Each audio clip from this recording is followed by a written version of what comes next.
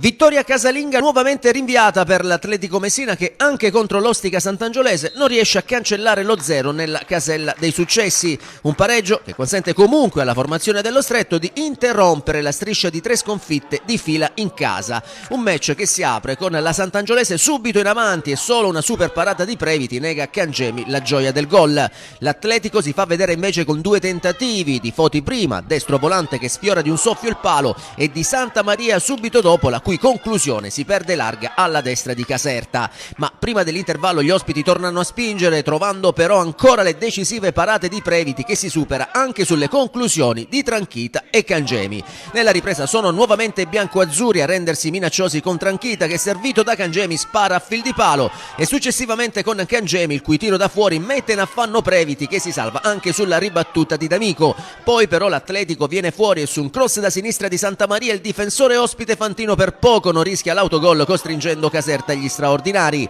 Insiste la squadra di casa, ma né il colpo di testa di Cuscina prima né quello seguente di Gulletta poi riescono a bucare la porta biancoazzurra. La Sant'Angiolese però avrebbe la chance per il vantaggio con il neoentrato Lopresti, il cui tiro a colpo sicuro viene messo in angolo da Bonsignore, e con gli ospiti che reclamano un possibile rigore per un mani di Bonsignore, sul quale il direttore di gara dice di no. Ci crede la Sant'Angiolese ed è ancora Lopresti, ben servito da Spinella, a presentarsi in area messinese, ma il suo destro è bloccato in tuffo da Previti. Lo 0-0 finale consegna dunque all'Atletico il punto numero 11 in classifica, mentre la Sant'Angiolese si porta a quota 16.